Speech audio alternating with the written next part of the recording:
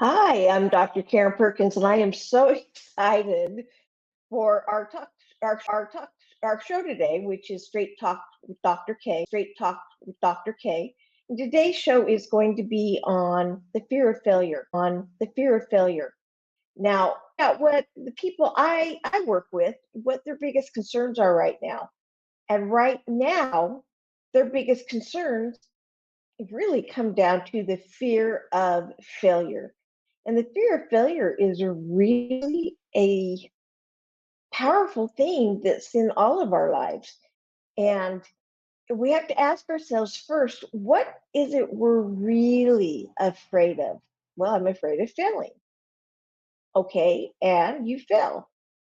So what? What's the next thing really? Well, I'm afraid of disappointing people. Okay, disappointing people, that is something we can deal with. I'm afraid people will make fun of me. Okay, that's another one. I'm afraid people might think I'm stupid or not intelligent. Okay, I mean, those are things now we can deal with. Failing is not a big deal because it is from some of the world's biggest failures that we have some of our best inventions. Uh, Fear of failure, the person who made post-it notes, they were actually creating a glue for airplane wings, and it didn't hold airplane wings. Oh, what a failure. Yeah, but look, it made the glue that holds post-it notes together so that we can stick them on things and remove them. Isn't that wonderful? Well, another thing to really consider before we start going too much into the fear of failure is fear itself. Fear, FEAR, false evidence appearing real. FEAR, false evidence appearing real. Now, people say, well, but it feels real. Yeah, it feels real, but it's really false evidence. If it's real, it's a fact. And we deal with facts differently than we deal with false evidence.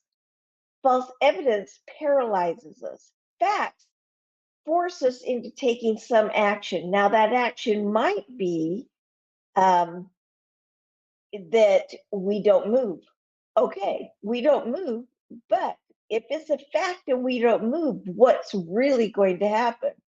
Well, if it's a fact and we don't move, we die. We lose, we become paralyzed, whatever. But if it's a fact and we know, oh my gosh, it was so embarrassing, okay, it was embarrassing. Is that going to physically kill us? No. Is it going to emotionally make us want to crawl in a hole? Yes. Or we look at embarrassment as, wasn't that nice of me to do something amusing for other people? I'll be honest with you, most of the time, if unless you react to the embarrassing situation, and by react, I mean you go, oh my gosh, I'm gonna die, and you are overly sensitive to it, people are not going to even remember it. They will tease you about it if they know that you are really emotionally attached to that embarrassing moment. I mean, I cannot tell you the number of embarrassing moments that I've had. And if somebody does bring it up, I laugh and I say, yeah, that was really embarrassing. And for the most part, I'm not mocked or teased, or that's not what I'm known by, is that particular embarrassing moment.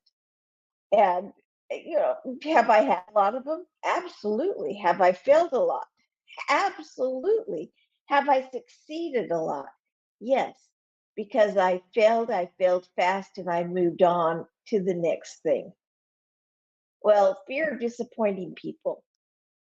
Well, what if you disappoint them? Well, why might you disappoint them? Well, because I did it wrong, because I didn't do it the way they expected, because it didn't give them the outcome they needed. Well, what if I let the fear of failure paralyze me into not taking action? Well, then they're really disappointed because they really didn't get what they needed or asked for or desired. Well, what if it makes me do it slowly and I do it, but I do it late? Again, their needs have not been met. Well, what if you let that fear of failure make you so nervous that you hyperventilate? Or you make all kinds of mistakes because you're afraid of making those mistakes. One of my favorite quotes is, that which we focus on expands. Now, isn't that true? That which we focus on expands. And how much does it expand?